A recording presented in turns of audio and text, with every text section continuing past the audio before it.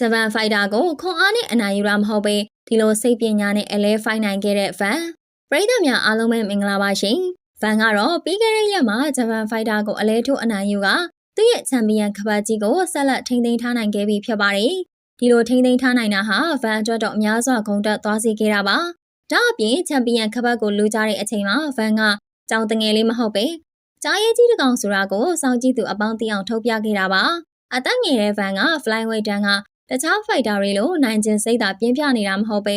သူမှာအရေးချင်းကောင်းတဲ့လက်ကွက်များစွာလည်းရှိပါတယ်။ဒါကြောင့်မို့လဲဂျပန်ဖိုက်တာကဗန်ကိုအရှုံးပေးလိုက်ရတာလည်းဖြစ်ပါတယ်။ပြီးခဲ့တဲ့ပွဲတွေမှာဆိုဂျပန်ဖိုက်တာကနိုင်လိုကျင်စိတ်အရန်ကိုပြင်းထန်ခဲ့ပါတယ်။ပွဲစားကလေးကဗန်ကိုအနိုင်လိုကျင်စိတ်နဲ့အတူ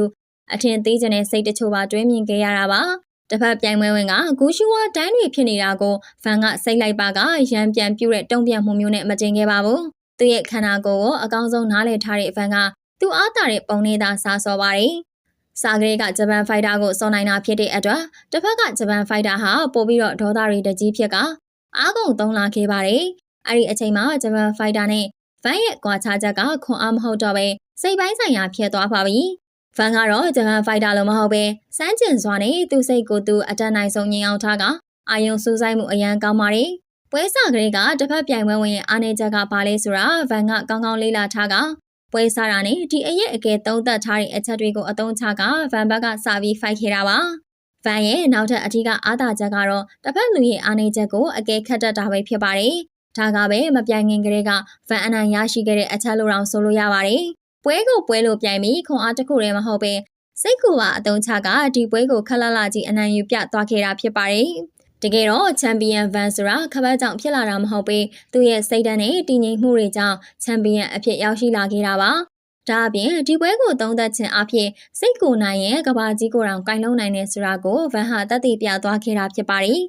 ဂျပန်ဖိုက်တာနဲ့ဖိုက်ရတဲ့ပွဲကချန်ပီယံဖြစ်ခဲ့တဲ့ပွဲထက်တောင်ပိုပြီးတော့ပညာသားပါခဲ့ပါတယ်ဗန်ဟာအကစားပွဲကိုစိတ်ပညာပွဲတစ်ခုလိုအနိုင်ယူပြနိုင်တာကို flyweight တန်းကလူတွေလည်းသိရှိသွားကြပါတယ်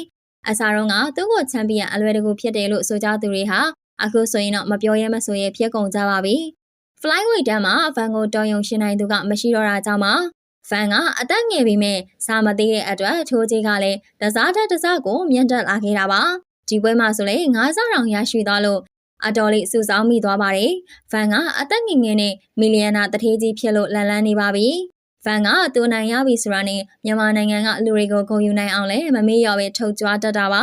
ပွဲမှာလည်းမြန်မာအလံကိုတေချာချုံကပီတီတွေဖြစ်နေခဲ့တာဖြစ်ပါတယ်နောက်ပွဲတွေဆိုလည်းပြိုင်ဘက်တွေကဗန်ကိုပွဲမစခင်ကတည်းကရှိန်နာမျိုးတွေဖြစ်လာတော့မှအသေးချပါပဲသူထက်အသက်ကြီးကဝါရင်သူတွေကတော့သူတို့ထက်ပိုပြီးတည်ငြိမ်တဲ့ဗန်ကိုရှော့မတွက်ရေးကြတော့ပါဘူးဗန်ကခွန်အားကြောင့်ဖိုက်တာအဖြစ်ရည်တည်နေသူမဟုတ်ပဲပညာသားပါသူဖြစ်လို့အထင်မသေးရတော့တာဆိုရင်လည်းပုံမှန်ပါတယ်မြန်မာပရိသတ်တွေအတွက်ဂုဏ်ယူရအောင်စိတ်သက်ရေးရပါပြင်ဆင်ကအနိုင်ယူခဲ့တဲ့ဖန်အပေါ်ပရိသတ်တို့ရဲ့အမြင်လေးတွေကိုလည်းကောမန့်မှာပြောပြပေးခဲ့ကြပါအောင်ရှင်